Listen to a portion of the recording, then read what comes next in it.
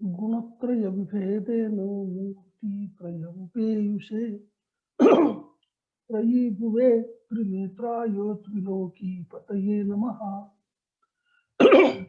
सरस्वत्यै नमो यस्याः प्रसादात् पुण्यकर्मभिः बुद्धिदर्पण संक्रांतं जगदध्यक्षमीक्षते।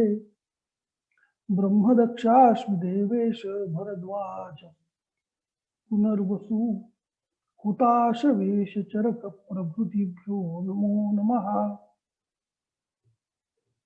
पातंजल महाभाष्य चरक प्रतिसंस्कृतैः मनोवाक्काय दोषाणां हर्त्रे हि पतये नमः। नरदत्त गुरुदिष्ट चरकार्थानुगामिनी क्रियते चक्रदत्तेन टीकायुर्वेददीपिका सभ्याः सद्गुरुवाक्सुधा कृतिपरि पीतश्रुतीनस्मि वो नालं तोषयितुं पयोदपयसा नम्भोनिधिस्तृप्यति व्याख्याभासरसप्रकाशनमिदं त्वस्मिन् यदि प्राप्यते क्वापि कणो गुणस्य ततसो कर्णे क्षणं धियताम्।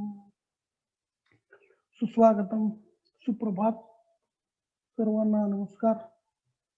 शारीर स्थानाचा अभ्यास आपण करत आहोत।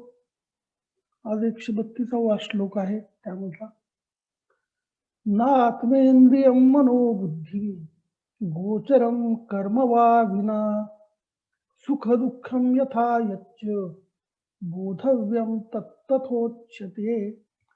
परमार्थतः स्व आत्मेंद्रिय मनोबुद्ध्यार्थ बुद्ध्या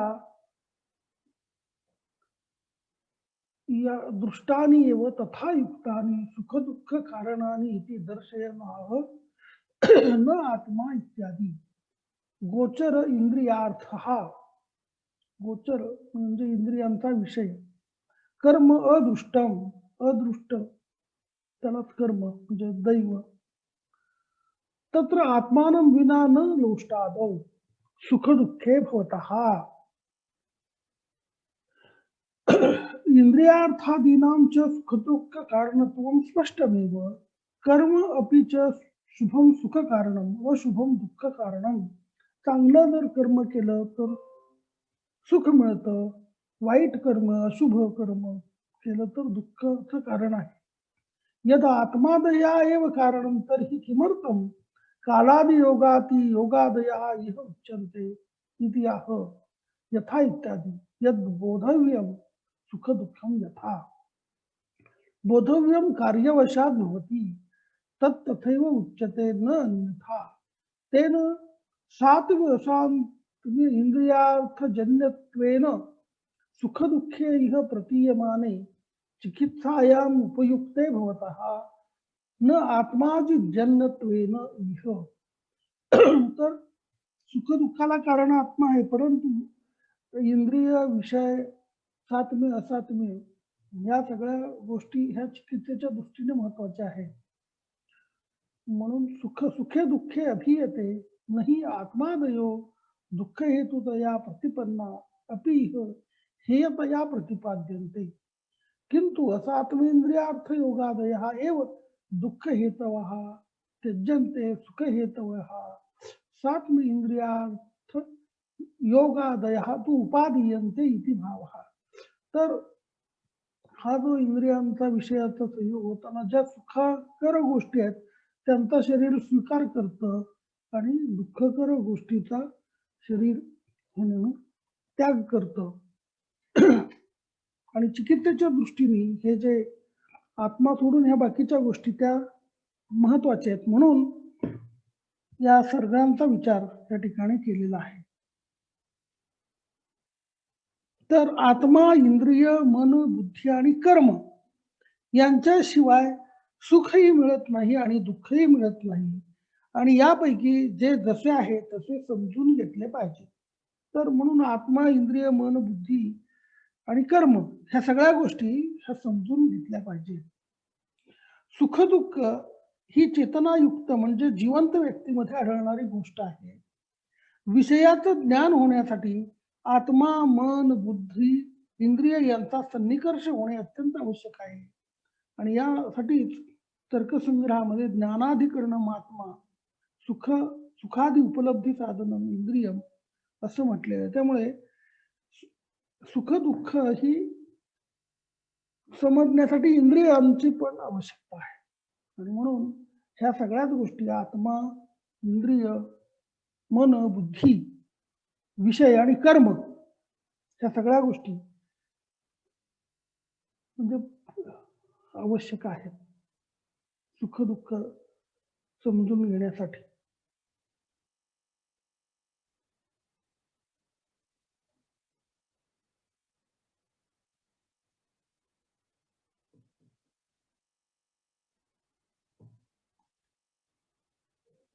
स्पर्शनेन्द्रिय संस्पर्शः स्पर्शो मानस एव च द्विविध सुख दुःखानां वेदनानां प्रवर्तकः इदानीं सकल कारण व्यापकं योगं व्युत्पादयितुम् ऐन्द्रियकं मानसं च स्पर्शं दर्शयितुम् आह स्पर्शने इत्यादि. स्पर्शनेन्द्रिय संस्पर्श इति अनेन इंद्रियाणाम् अर्थेन संबंधं स्पर्शनेन्द्रियकृतं दर्शयति. चक्षुरादीनि अपि स्पृष्टमेवार्थं जानन्ति.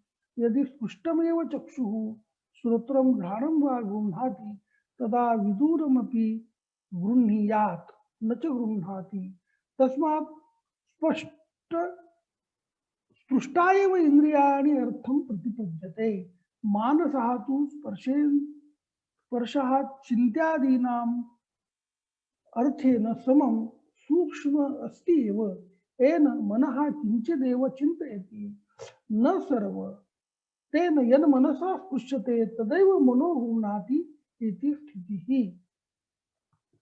तर या ठिकाणी वेदनांचा अनुभव हा दोन प्रकारे येत असतो. एक स्पर्शनेंद्रिय संस्पर्शानं आणि दुसरा मानस स्पर्शानं. स्पर्शनेंद्रिय संस्पर्श स्पर्शो मानस एवच द्विविधः सुख दुःखानां वेदनानां प्रवर्तक.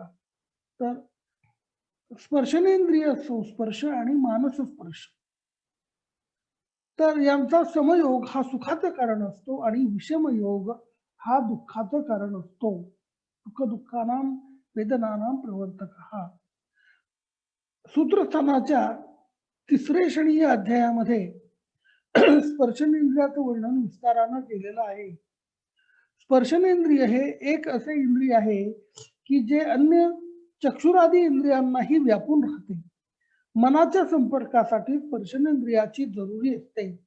म्हणजेच मानस ज्ञानासाठीही स्पर्शनेंद्रियाची जरुरी असते. कणादाच्या वैशेषिक दर्शन या ग्रंथात तोचो योगो मनसा ज्ञान कारणम. तर मनाचा साक्षात स्पर्श त्या इंद्रियांशी विषयाशी होणं आवश्यक असतं आणि मग सुख दुःख इत्यादी काही ज्या वेदना त्या होत असतात. आणि म्हणून आणि स्पर्शनेंद्रिय सर्व ठिकाणी व्यापक आहे. प्रत्येक इंद्रियामध्ये पण स्पर्शनेंद्रिय आहे आणि त्याचा आणि मनाचा स्पर्श होत असतो आणि तेव्हाच सुख दुःखाची जाणीव होत असते. इच्छा द्वेषात्मिका तृष्णा सुख दुःखात प्रवर्तते.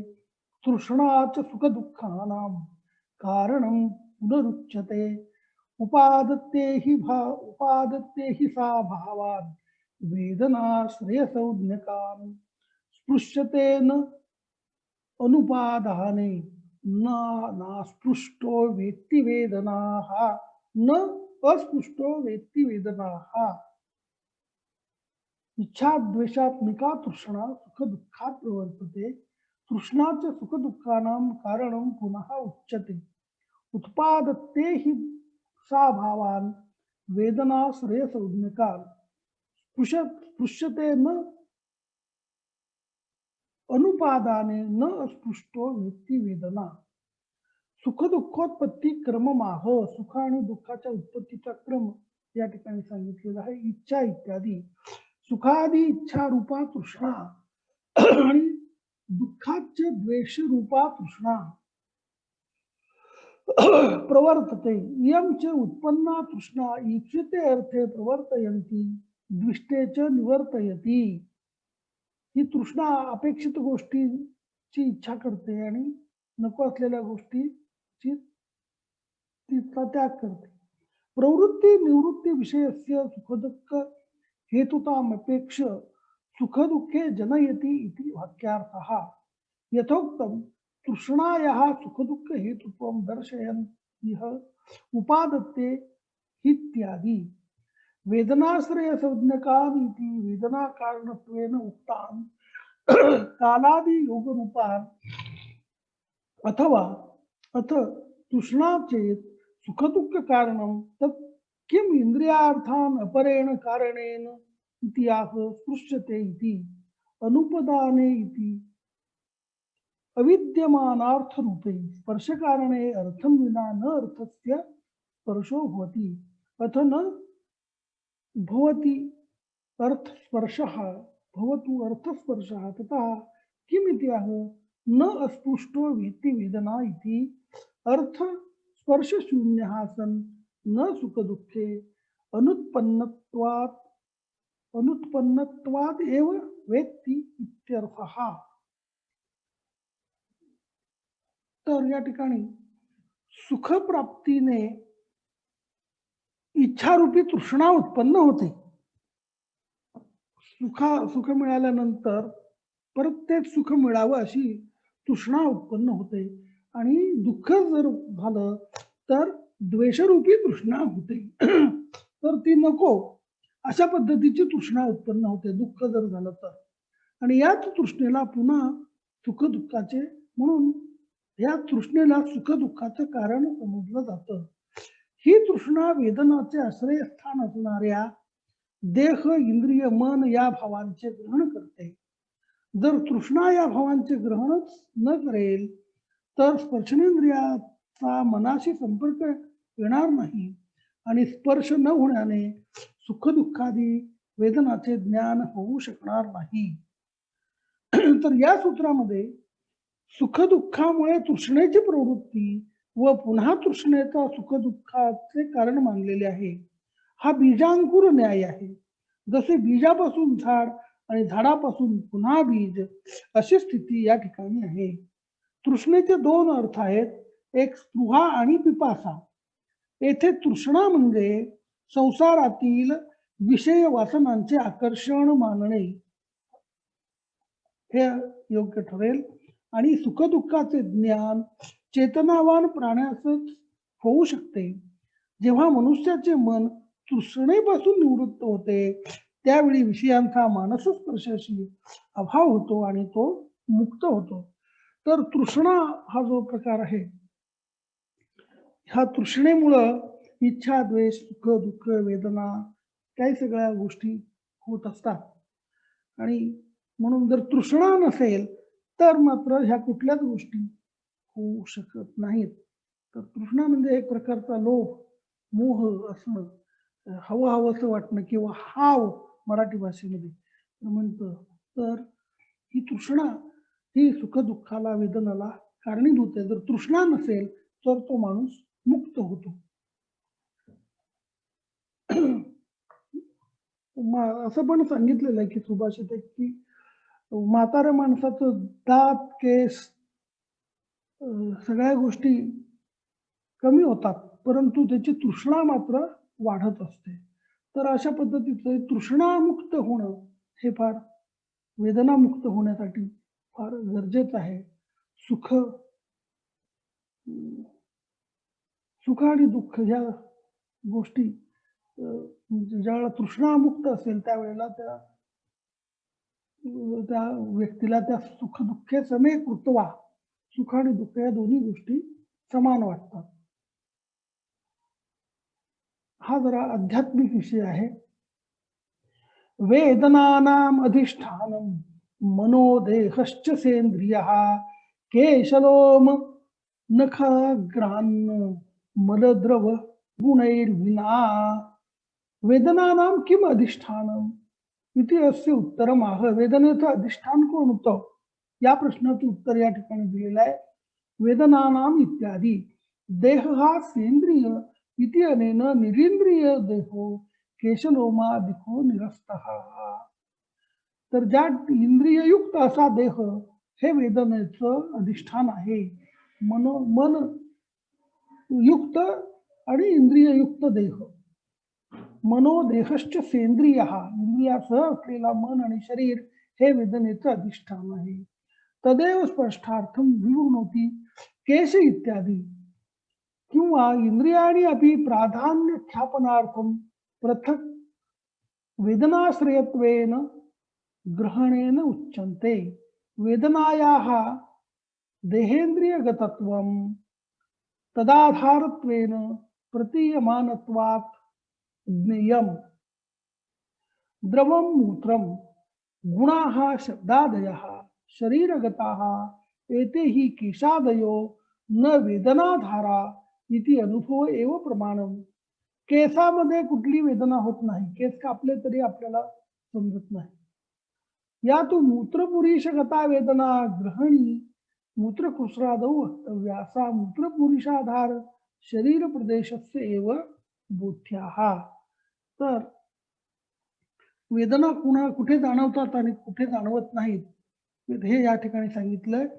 तर केश लोम, नंतर नखाची टोक, अन्नमल म्हणजे पुरीश, त्याचप्रमाणे मूत्र स्वेद हे द्रवभाग सोडून मन आणि इंद्रिय सहित अन्य शरीर भागामध्ये वेदनेचे अधिष्ठान असते. तर वेदना कुठं जाणवते तर केस, लोम, नखाची टोक, नंतर पुरीश म्हणजे शरीराबाहेर जाणारा मल आहे, त्याचप्रमाणे मूत्र, घाम, म्हणजे ह्या सगळ्या ठिकाणी वेदना जाणवत नाही. हे भाग सोडून इतर जे काही शरीर भाग आहेत त्या ठिकाणी वेदना जाणवते. या ठिकाणी वेदनेचे अधिष्ठान आत्मा आणि मन सहित शरीर हे असते असं मानलेलं आहे. कारण सेंद्रिय द्रव्य हेच चेतन आणि निरींद्रिय द्रव्य अचेतन असं मानलेलं आहे. केश, नख, लोम हे कापल्यावर वेदना होत नाही. याप्रमाणे मूत्र, स्वेद, पुरुष हे बाहेर पडताना सुद्धा वेदना होत नाही हे प्रत्यक्ष आहे. महर्षी गौतमानी चैतन्यस्य शरीर व्यापित्वात् तस्य केशनखादिषु अनुपलब्धेः त्वक्पर्यंतत्वात् शरीरस्य केशलोमादिषु अप्रसंगः असं म्हटलेलं आहे. तर त्यांच्या मते शास्त्रदृष्टीने आणि प्रत्यक्ष प्रमाणानुसार सुद्धा चैतन्याची सीमा ही शरीराच्या त्वचेपर्यंतच आहे. कारण केश, नख आधी कापल्यावर वेदना जाणवत नाहीत. तर केस आणि नखामध्ये चैतन्य नाही, त्वचेपर्यंतच चैतन्य आहे आणि तिथपर्यंतच वेदना आहे हे या ठिकाणी सांगितलंय. आणि वेदना जाणवण्यासाठी मन आणि इंद्रिययुक्त मन आणि शरीर ह्या गोष्टींची आवश्यकता असते. आणि वेदना नख, केश या ठिकाणी वेदनेचं अधिष्ठान नाही, त्या ठिकाणी वेदना जाणवत नाही हे आपण प्रत्यक्ष पाहतो.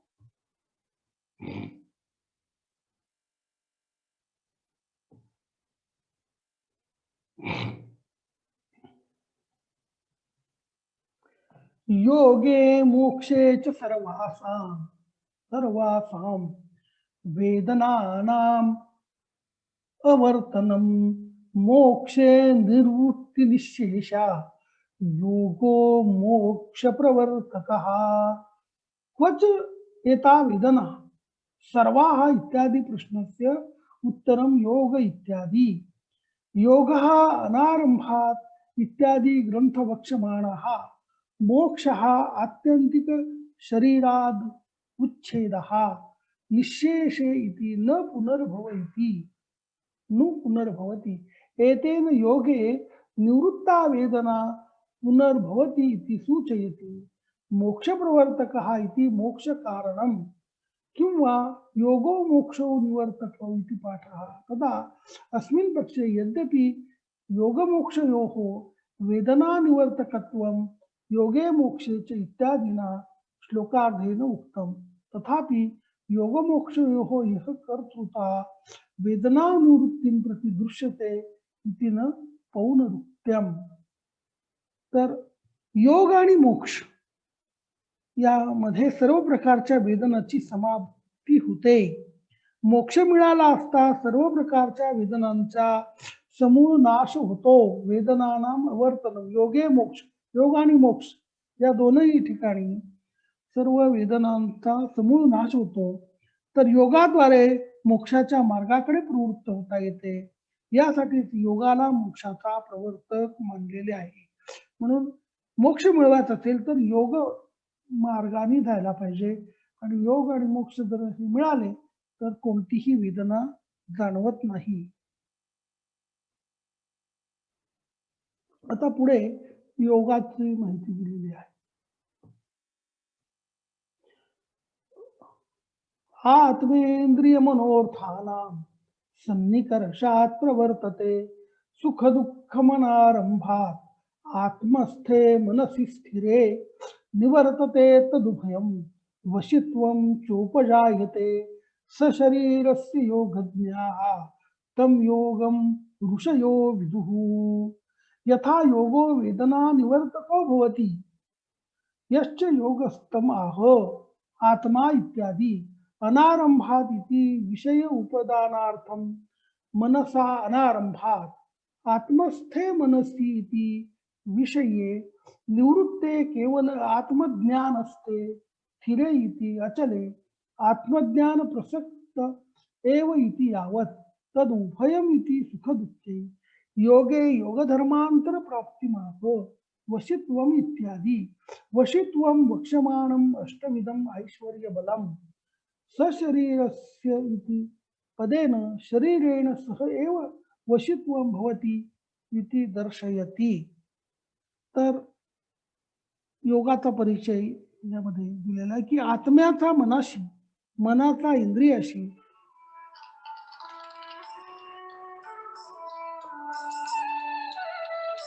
हॅलो हा अरे बापरे मग कसं काय आता काय करणार कोण कोण बर बर बर होय अरे देवा होय बर आता अवघड आहे आम्हाला तर. हॅलो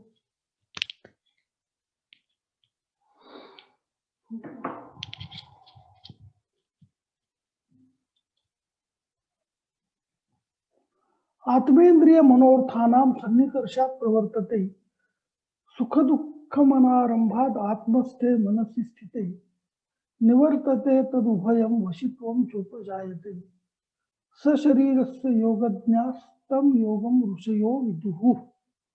तर आत्म्याचा मनाशी आत्मेंद्रिय मनोर्थानाम आत्मा इंद्रिय मन आणि विषय आत्म्याचा मनाशी मनाचा इंद्रियाशी आणि इंद्रियांच्या तद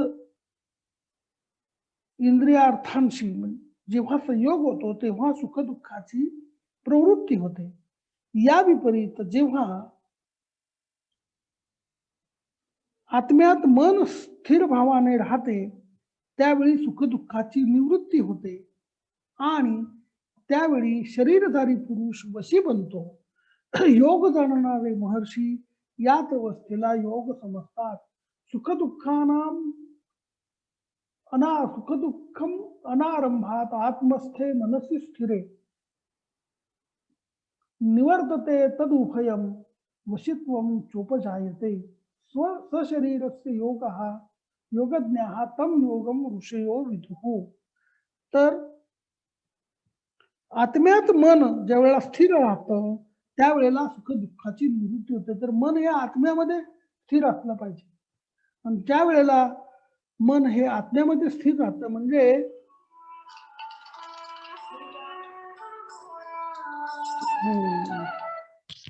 हॅलो हॅलो समजलं मला. हो ठीक आहे अशोक चालू ठीक ठीक ठीक ठीक हो हो.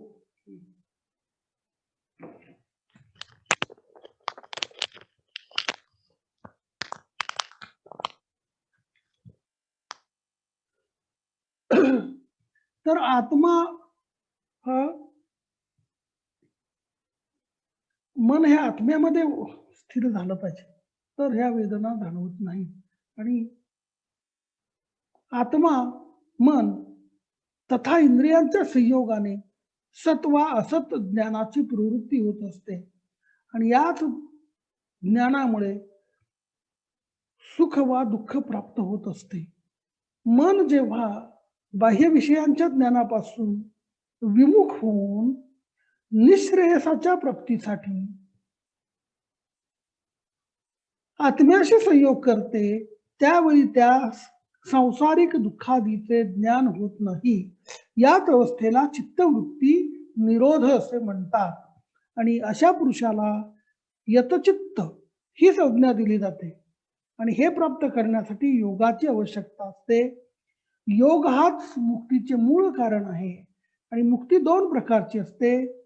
जीवाला शरीराबाहेर निघून जाणे म्हणजे मृत्यू, आणि जीवनमुक्ती जी केवळ योगी पुरुषाला प्राप्त होते. यासाठी जनक राजा सदेह असूनही त्याला विदेह म्हटले जात असे. महर्षी कणादांनी योगाविषयी विवेचन करताना असात्मेंद्रिय मनोअर्थ सन्निकर्षा सुख दुःखे तद अनारंभ आत्मस्थे मनसी शरीरस्य दुःख भाव सयोग असं म्हटलेलं आहे. तर आपलं मन आत्म्यामध्ये स्थिर करणं म्हणजे योग. आणि असं जर झालं तर ह्या सुख दुःख इत्यादी कुठल्याच वेदना राहत नाहीत. आणि अशा पद्धतीनं मनावर नियंत्रण ठेवणं हे फार महत्वाचं आहे, या ठिकाणी सांगितलेलं आहे. आणि तोच योग आहे. मग चित्तवृत्ती निरोध हा योग, हा तो चित्तवृत्ती निरोध हा हे या ठिकाणी सांगितलेलं आहे.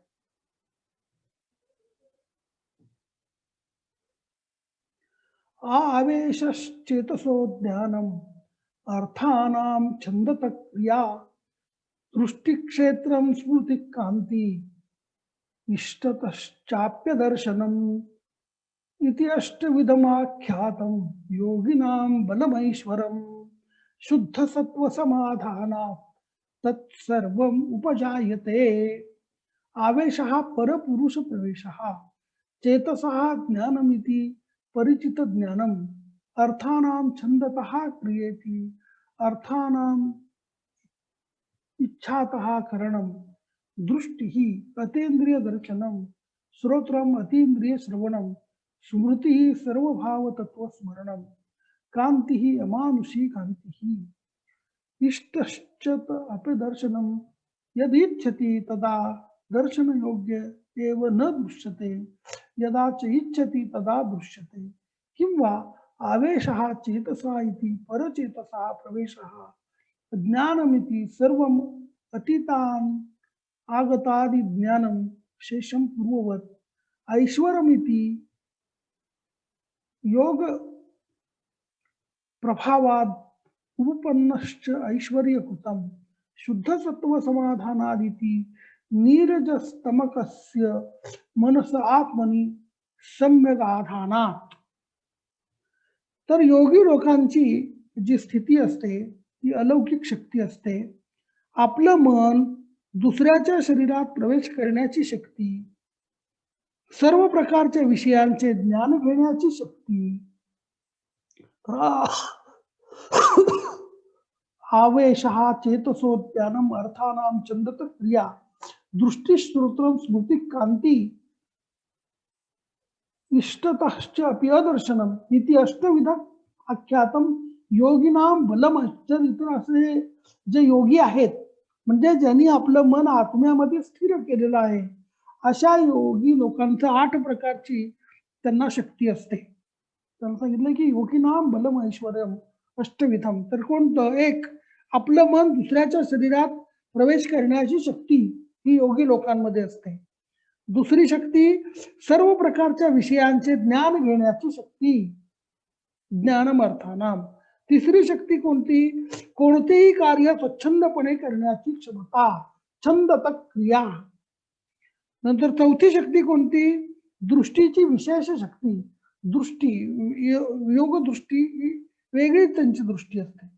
नंतर विशेष स्मृती ज्ञानम, स्मृती ज्ञान सुद्धा योगी लोकांना जे असतं ते वेगळ्या प्रकारचं असतं. अलौकिक कांती असते त्यांच्या शरीरावर, कांती ही.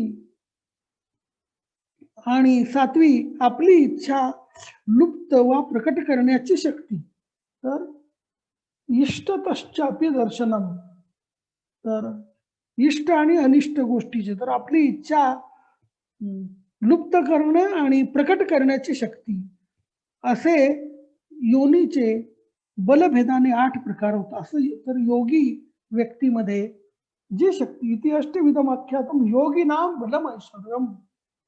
तर योगी लोकांच्या मध्ये अशा प्रकारची 8 प्रकारची शक्ती असते.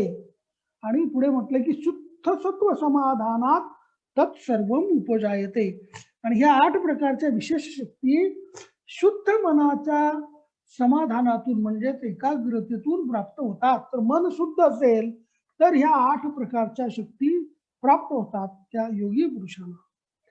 या सूत्रामध्ये योगी पुरुषाला असणाऱ्या अष्टविध सिद्धीचे वर्णन केलेले आहे. योगी पुरुष हा परकाया प्रवेश करू शकतो. तो सूक्ष्म अतिसूक्ष्म वस्तू वा फार दूरच्या वस्तू सुद्धा पाहू शकतो. भूत आणि भविष्य काळाचे ज्ञानही त्याला असते. तो ज्ञानेंद्रियांशी संबंधित ज्ञान घेण्यासाठी परतंत्र असत नाही. आपल्या शरीराला अणुस्वरूपात वा विकट स्वरूपात देणे हेही त्याला शक्य असते. त्यास दैवी श्रवण शक्ती असते. तो दिव्य कांतीयुक्त असतो, स्मृतिवान असतो. इच्छेनुसार प्रकट होणे आणि गुप्त होणे हे सुद्धा त्याला अवगत असतं. महर्षी अत्रे यांनी केवळ 8 सिद्धीचे वर्णन केले आहे. आणि योग ग्रंथातून 23 प्रकारच्या सिद्धीचं वर्णन मिळतं. त्यापैकी 5 क्षुद्र सिद्धी, 10 गुणप्रधान सिद्धी असून 8 अणिमा वगैरे प्रधान सिद्धी आहेत. तर अशा 8 सिद्धी योगी पुरुषाला मिळत असतात. अर्थात ज्या माणसाचं मन शुद्ध आहे आणि हे मन ज्याच्या आत्म्याच्या ठिकाणी लीन झालेलं आहे, असा माणूस हा योगी आहे. आणि त्या योगी व्यक्तीला त्या अशा 8 प्रकारच्या शक्ती प्राप्त होतात.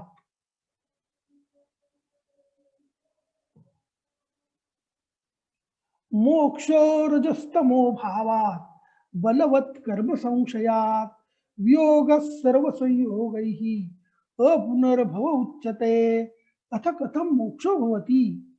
मोक्ष इत्यादी बलवत कर्म संशयादिति अवश्य भोक्तव्य फलस्य कर्मणः क्षयात् सर्व संयोगैः इति सर्व ही आत्मसंबंधिभिः शरीर बुद्धि अहंकारादिभिः न पुरः शरीरादि संबंधो भवति इति अपुनर्भवः.